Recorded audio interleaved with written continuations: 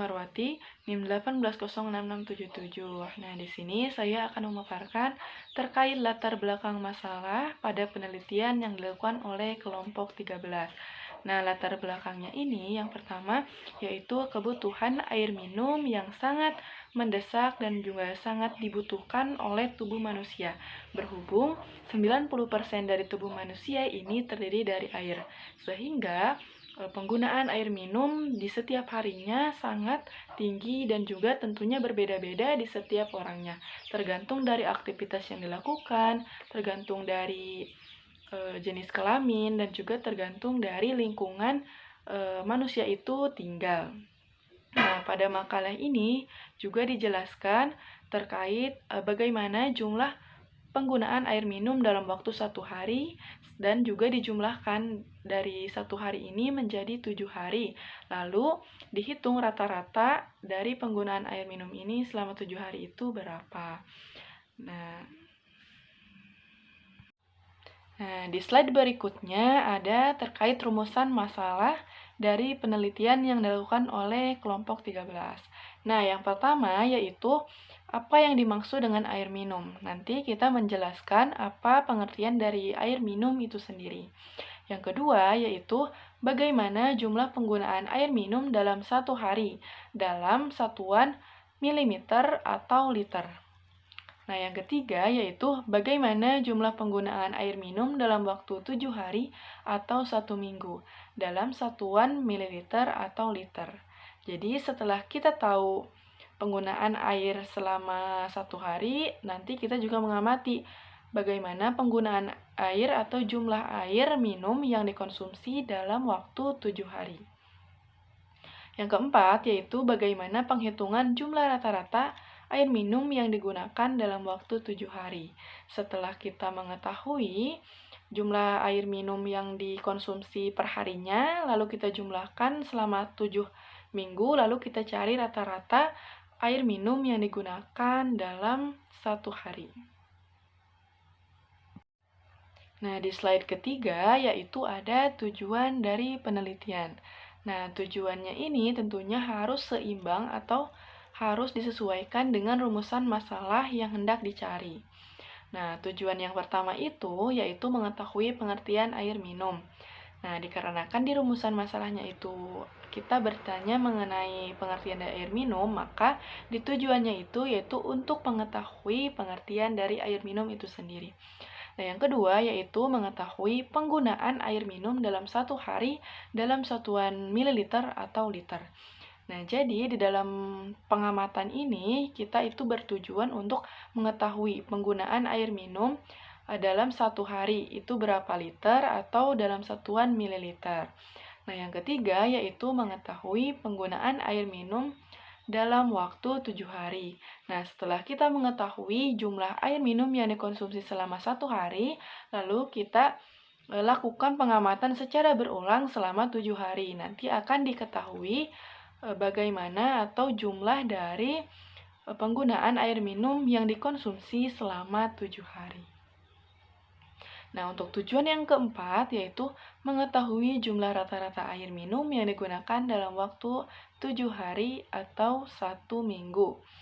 Nah, setelah kita tahu penggunaan air minum yang dikonsumsi selama 1 hari, lalu selama 7 hari, lalu kita hitung rata-ratanya dan dengan rumus rata-rata atau mean yang biasa kita gunakan dalam statistika.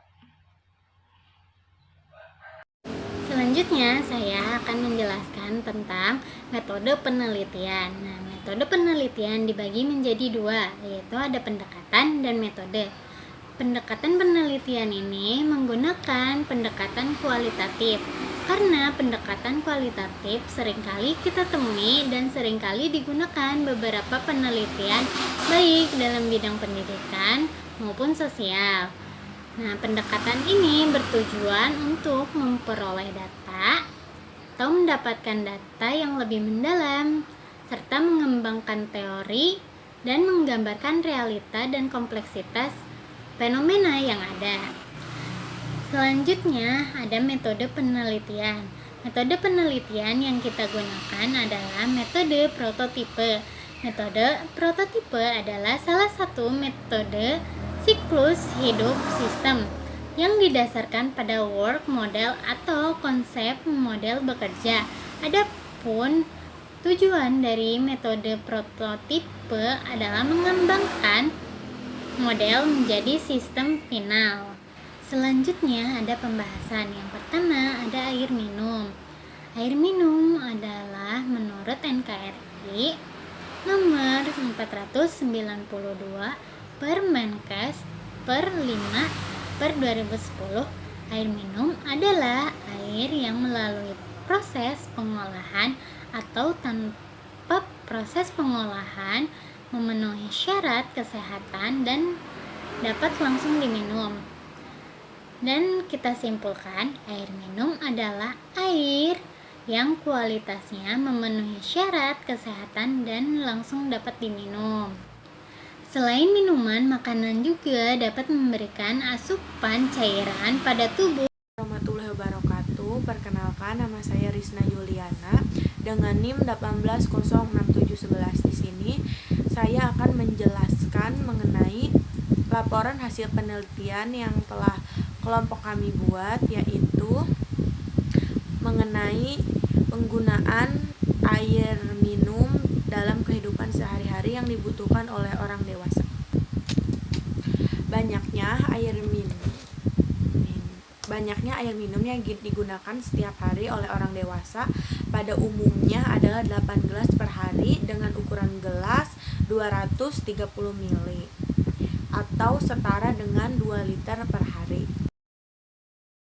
Pada tabel pengamatan di atas, bahwa dari hasil pengamatan air minum dalam waktu 7 hari yang telah dilakukan oleh salah satu dari kelompok kami, yaitu Endah Marwati, pada hari Senin adalah 1.600 ml atau setara dengan 1,6 liter, dan di hari Selasa mengalami kenaikan sebanyak 200 ml menjadi 1.800 ml, dan pada hari Rabu mengalami penurunan menjadi 1.550 ml.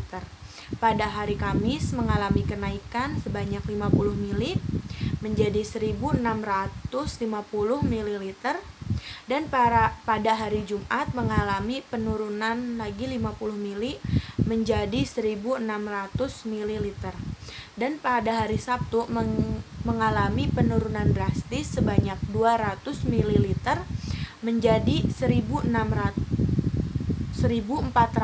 ml, dan pada hari Minggu mengalami kenaikan seperti biasa sebanyak 200 ml menjadi 1.600 ml.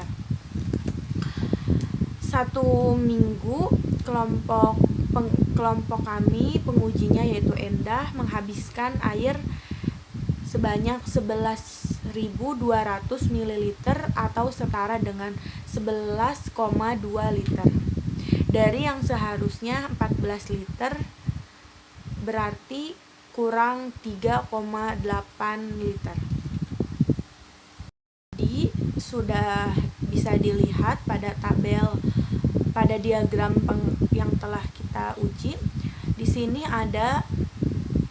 dapat disimpulkan rata-ratanya, yaitu 11.200 dibagi 7.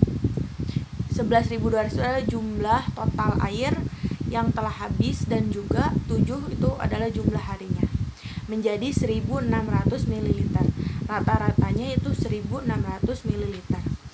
Dan juga bisa dilihat pada tabel yang tadi, dilihat pada pengamatan, modus atau data yang sering muncul adalah 1.600 ml atau setara dengan 1,6 liter. Dan paling sedikit ada pada hari Sabtu, yaitu 1.400 ml. Sedangkan mengalami penaikan paling banyak pada hari Selasa, yaitu 1.800 ml. Tentang kesimpulan, dapat disimpulkan dari penelitian yang telah kami buat adalah air minum adalah air yang kualitasnya memenuhi syarat untuk diminum. Hal ini yang secara prinsip membedakan antara air bersih dan juga air minum. Kualitas air minum setingkat lebih tinggi dibanding dengan kualitas air bersih yang ditinjau dari beberapa komponen pendukungnya.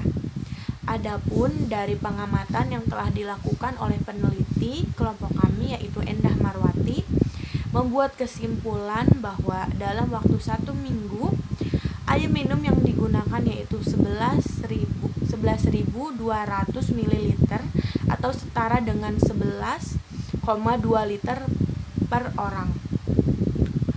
Penggunaan air setiap orang tentunya berbeda-beda penggunaannya, tergantung dari beberapa faktor pendukung seperti aktivitas, kondisi kesehatan, dan juga tempat tinggal orang tersebut, dan keadaan lingkungan sekitar.